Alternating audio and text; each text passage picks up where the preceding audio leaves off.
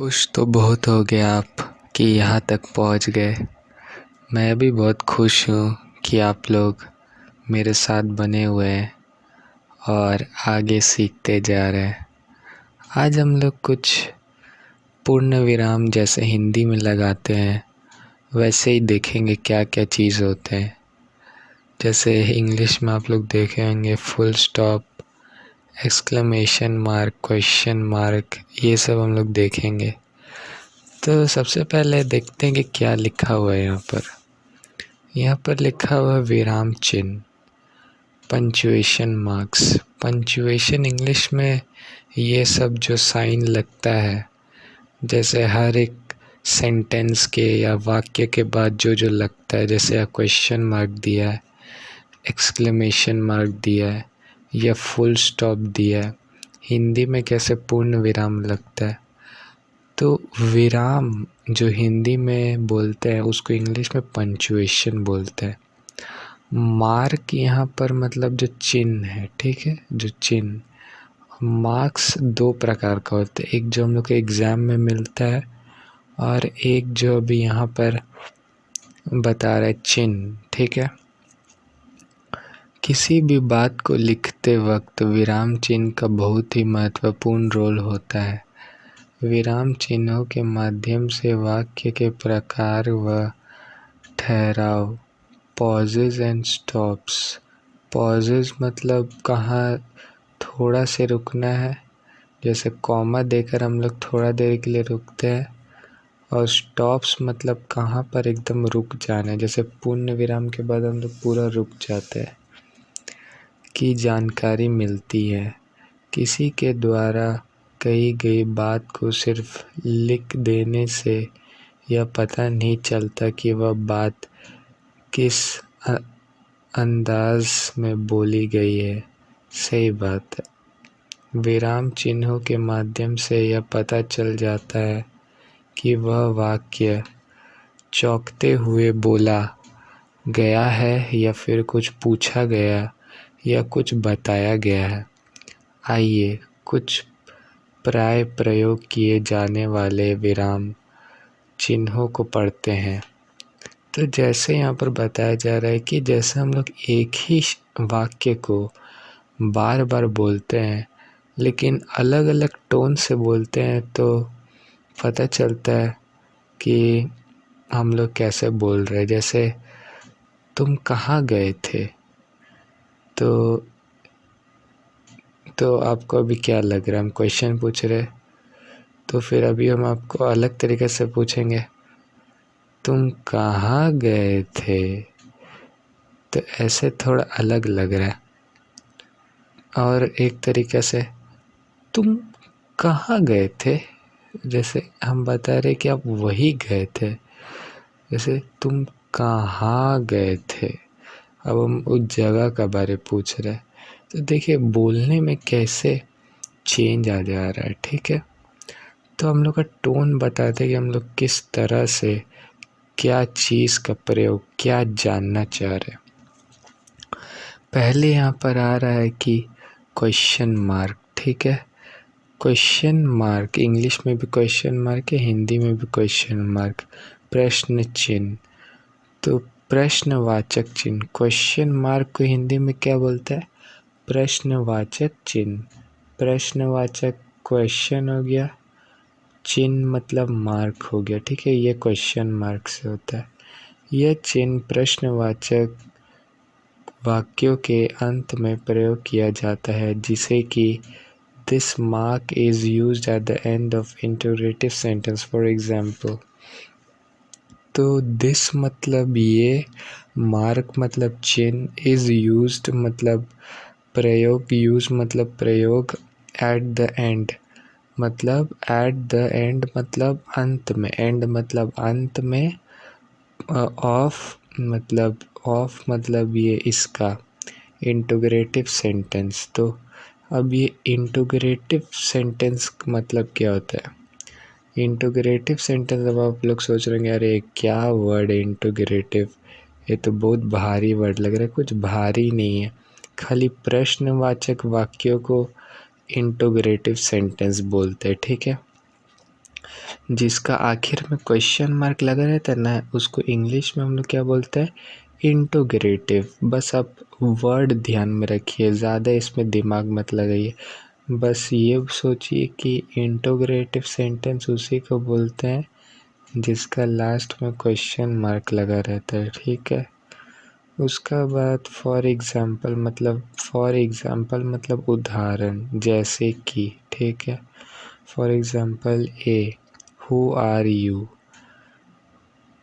कौन हो तुम, ठीक है। यू मतलब तुम, ठीक है। हु मतलब कौन, हो मतलब आर हो जाएगा, ठीक है। कौन हो तुम, ठीक है। यह हिंदी में भी दिया हुआ है, तो आप यहाँ से चेक कर सकते हैं, मैं जो बोल रहा हूँ सही कि गलत है। अब बी में क्या दिया, व्हाट इज़ ही डूइंग, क्या कर रहा है वो, ठीक है। कर रहा है डूइंग हो जाएगा, और is he doing, what is he doing, क्या कर रहा है वो, क्या कर रहा है, ऐसे आप बोल सकते हैं। See, do you love your mom, do you love your mom, क्या तुम अपनी माँ से प्यार करते हो।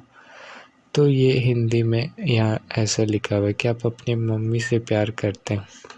माँ या मम्मी, हिंदी में माँ का ज़्यादा प्रयोग किया जाता है, ठीक है। तो ये सब कुछ उदाहरण है। मॉम मतलब मम्मी हो गया, लव मतलब प्यार हो गया, डू यू मतलब क्या आप, ठीक है। ये सब हम लोग पढ़ चुके हैं पहले। अगर आपको अभी भी डाउट हो रहा है तो वापस आप चेक कर सकते हैं और क्लियर कर सकते हैं कॉन्सेप्ट को, लेकिन फिर भी मैं यहाँ पर बताता चलूँगा ताकि आपको आसानी हो, ठीक है। अब दूसरा यहाँ पर आ गया है एक्सक्लेमेशन मार्क।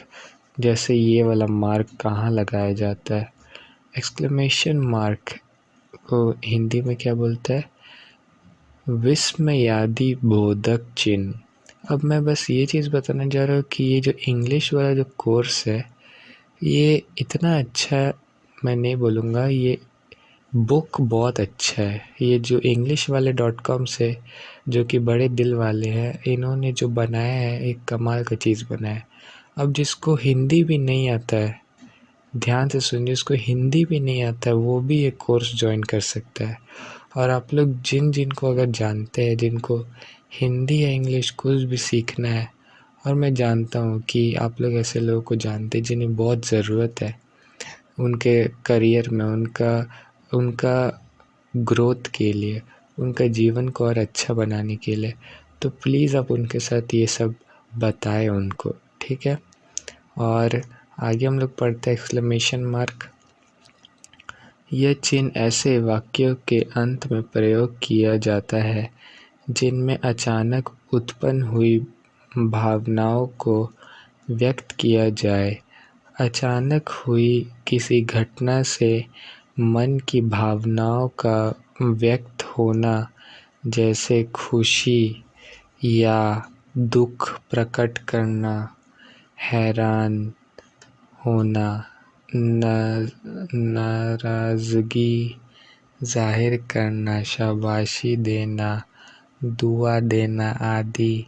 नीचे दिए गए कुछ उदाहरणों को याद कर लीजिए और जब मौका मिले प्रयोग कीजिए। तो यहाँ पर कुछ उदाहरण दिया हुआ है, तो उदाहरण देख लेते क्या है। मैं सिर्फ इंग्लिश में पढ़ूँगा, हिंदी में आपको मतलब बताता जाऊँगा। तो गॉड ब्लेस यू, भगवान आपको क्या दे, आशीर्वाद दे। ब्लेस मतलब आशीर्वाद, यू मतलब आप। तो जैसे अब मेरे को कोई बोलता है, ठीक है, जैसे अभी हम किसी का मदद किए, ठीक है, तो मेरे को क्या बोलेगा, गॉड ब्लेस यू, मतलब भगवान तुम्हें आशीर्वाद दे। तो उसका आखिर में क्या लगेगा, ये एक्सक्लेमेशन मार्क। हिंदी में क्या बोलते हैं एक बार देख लेते हैं, विस्मयादि बोधक चिन्ह। तो विस्मयादि बोधक चिन्ह होगा, ठीक है। अब उसका बाद क्या लिखा है, वाव, वंडरफुल। तो वाव मतलब ऐसे चौंकने वाला, मतलब गजब कर दिया भाई। तो ऐसे वाह, वंडरफुल, बहुत बढ़िया, ठीक है। तो सब यहाँ पर मीनिंग्स भी दिया हुआ है हिंदी में, वो आप देख सकते हैं। तो जैसे यहाँ पर हमको कोई चीज़ अगर मेरे को अभी दिखाई दिए या कुछ ऐसा, अभी अम्यूज़मेंट पार्क में गए और वहाँ देखे वाओ इतना बड़ा स्लाइड, तो वाओ जब निकलेगा तो मतलब वाओ वंडरफुल। तो ये सब जैसे हम लोग प्रयोग करते हैं, जैसे हिंदी में अरे भाई साहब, तो अरे भाई साहब का बाद में क्या लगेगा, एक एक्सक्लेमेशन मार्क लगेगा।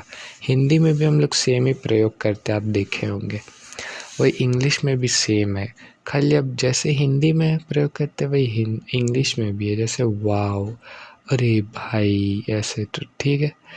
मतलब बाय गॉड्स ग्रेस, अगला यहाँ पर है बाय गॉड्स ग्रेस, मतलब खुदा के क्या, दया के सहारे, तो भगवान की दया से, तो बाय गॉड्स ग्रेस, ठीक है। मतलब भगवान की दया से सब है, दौलत है, शोहरत है, तो और कुछ नहीं चाहिए, तो भगवान की दया से। हाउ सैड, हाउ ट्रैजिक, मतलब कितना दुखी, कितना दुखद, मतलब कितना दुखद घटना हो गया तेरे साथ, या कितना दुखी हो तुम, तो कितना दुखी, मतलब ऐसे सेंटेंस बोले तो पूर्ण विराम लगेगा, और ऐसे बोलेंगे अभी कोई आपको अपना दुख घटना सुना, अरे वो मुझे छोड़ के चल गई, तो आप क्या बोलेंगे, हाउ सैड, बस रुक जाएंगे। मतलब कितना दुख, कितना खराब, कितना खराब। ऐसे तो हम लोग बोली जब हम लोग हिंदी में ऐसे बोलते तो हम लोग ऐसे ही बोलते, कितना खराब। तो इंग्लिश में ऐसे बोलेंगे हाउ सैड, ठीक है, हाउ सैड।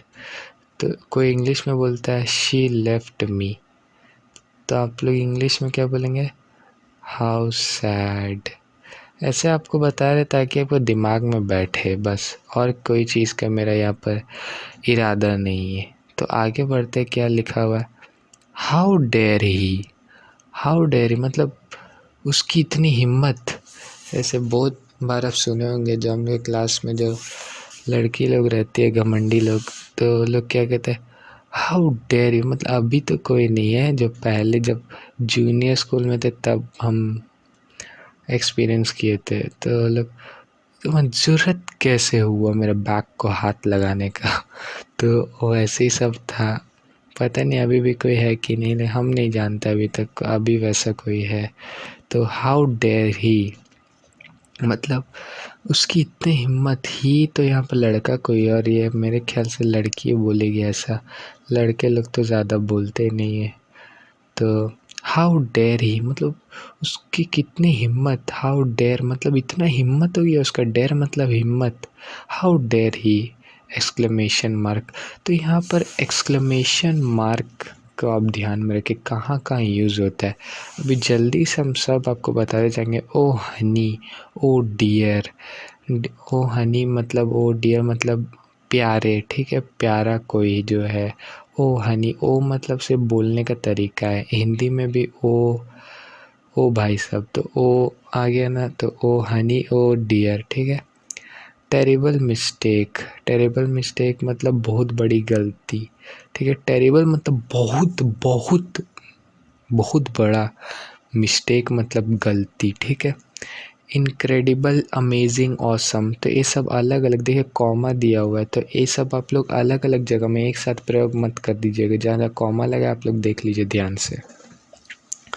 तो इनक्रेडिबल का मतलब क्या होगा, अविश्वसनीय। उसका बाद अमेजिंग मतलब बहुत ही ज़बरदस्त, और ऑसम मतलब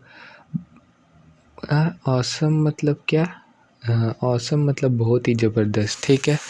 तो ये सब मतलब सेम सेम मीनिंग है, मतलब एक ही वर्ड का अलग अलग तरीक़े से आप लोग प्रयोग कर सकते हैं, एक ही जगह पे आप लोग अलग अलग वर्ड का प्रयोग भी कर सकते हैं।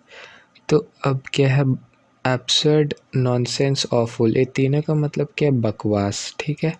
मतलब नॉनसेंस, आप तो देखे ही होंगे जेठालाल का जो रहता है, तारक मेहता का उल्टा चश्मा में जेठालाल कैसे बोलता है, नॉनसेंस ऐसे बोलता है ना, तो वही है नॉनसेंस, मतलब बकवास बात मत करो, ठीक है। तो समझ में आ रहा है दया। तो उसके बाद आगे का काम है फिर थैंक गॉड। थैंक गॉड मतलब भगवान को शुक्रिया कीजिए। थैंक मतलब कि आपका बहुत धन्यवाद, और गॉड मतलब तो आप जानते ही है। तो आज के लिए बस इतना ही। लगता है वीडियो कुछ ज़्यादा ही बड़ा हो रहा है। हम लोग अगला वीडियो से यही से स्टार्ट करेंगे और आगे देखेंगे क्या क्या पंक्चुएशन मार्क्स रहते। तब तक के लिए बाय बाय।